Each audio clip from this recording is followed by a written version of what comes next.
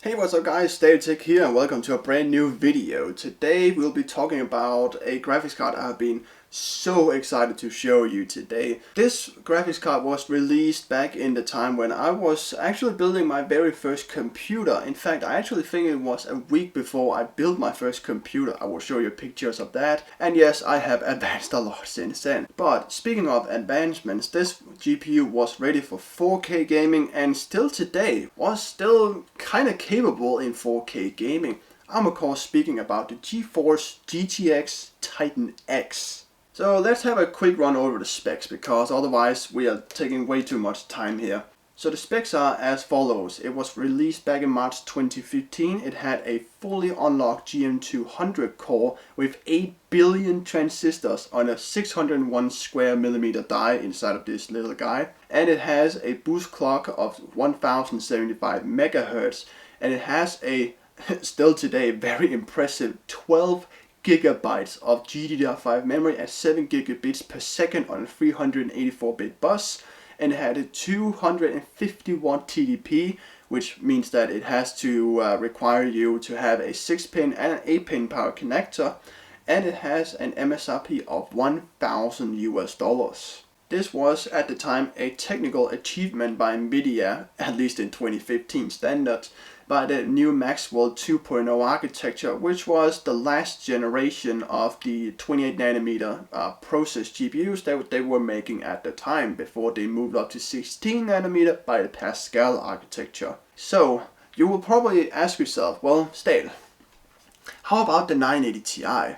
I'm glad you asked, and I'm also gonna tell you a little bit about the technical differences between the two. Not that it really matters for most people, but still. The main difference between the 980 Ti and the Titan X differences is, first of all, this one has double the VRAM, it has 5% more CUDA cores, and it did not have any custom PCBs and only one custom cooling solution for it, aside from obviously EK water blocks, for example. So the EVGA hybrid is literally the only Titan X custom cooling graphics card, at least the ones that I am aware of, whereas the 980 Ti you could have a custom PCB, better air or water cooling solutions, it could have more power phases, it could have stronger PCB layouts, it could even have custom outputs. In terms of interfaces, it has 2 SLI fingers on the top to allow up to 4-way SLI. You know, back when it was relevant, even 4-way SLI at the time, it was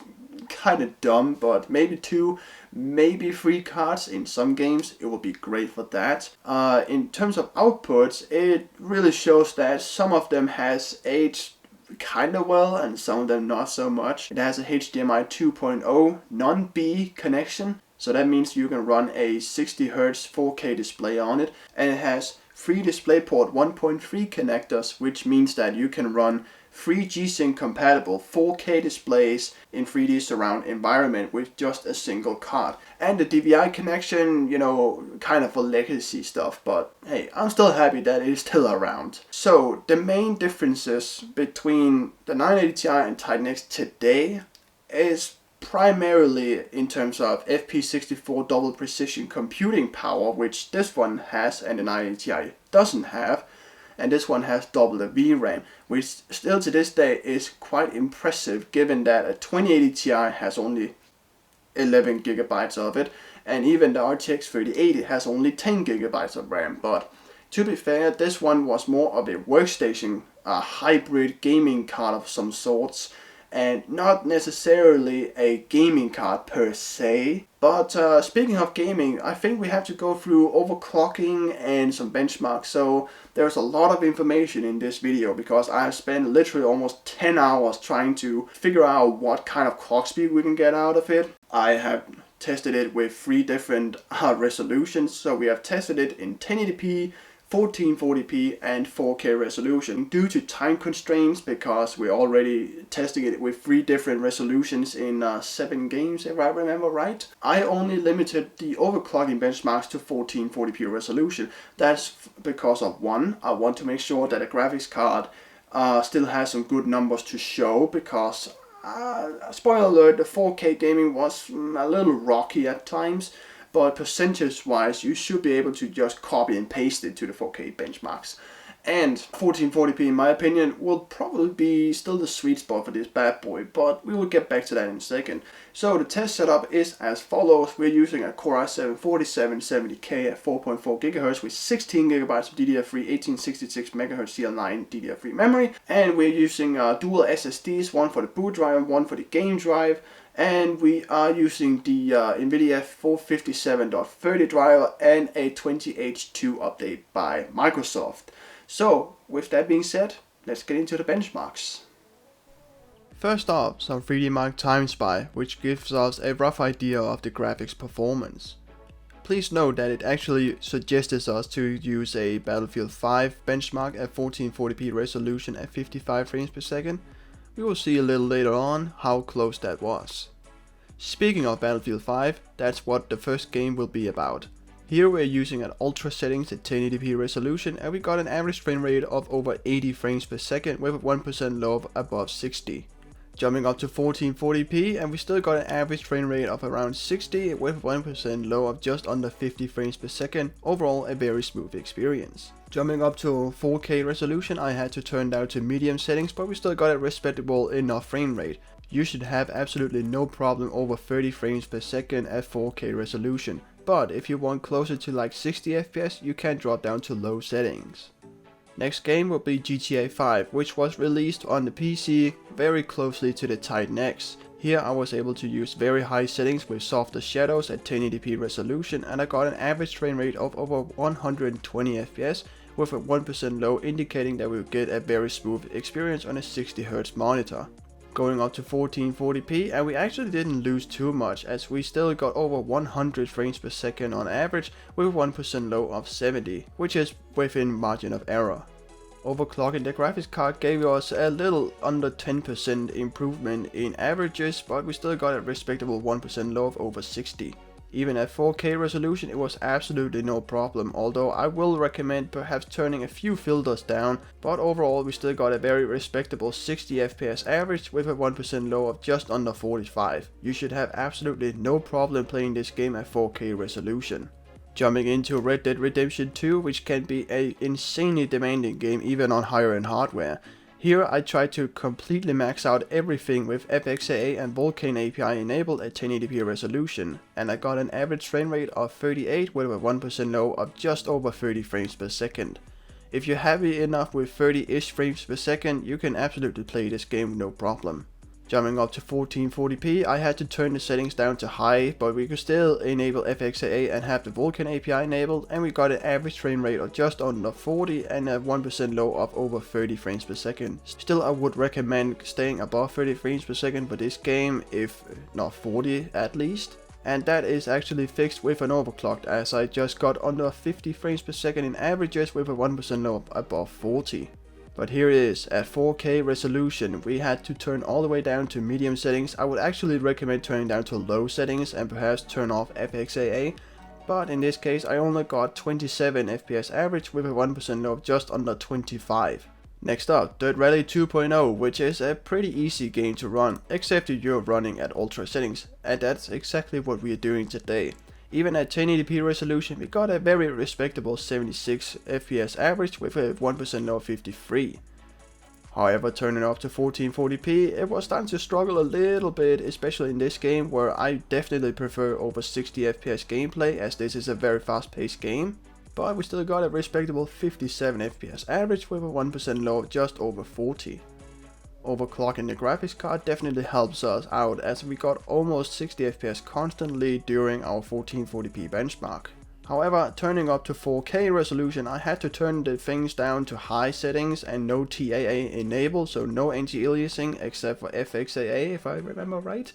And we still got a very respectable 58 frames per second on average with a 1% of just under 50. If you want a constant 60 FPS at 4K resolution, you can perhaps turn down a few more effects and filters such as crowd or particles, and perhaps overclock the graphics card. But overall, it was a very playable experience. Call of Duty Modern Warfare 2019, which it can be quite demanding on some older hardware. However, here a completely maxed out settings, filters, ambient occlusion, anisotropic filtering, everything is completely maxed out at 1080p resolution. I was quite surprised to see we got almost 90 frames per second on average with a plus 60 FPS 1% low performance. It was an extremely smooth experience.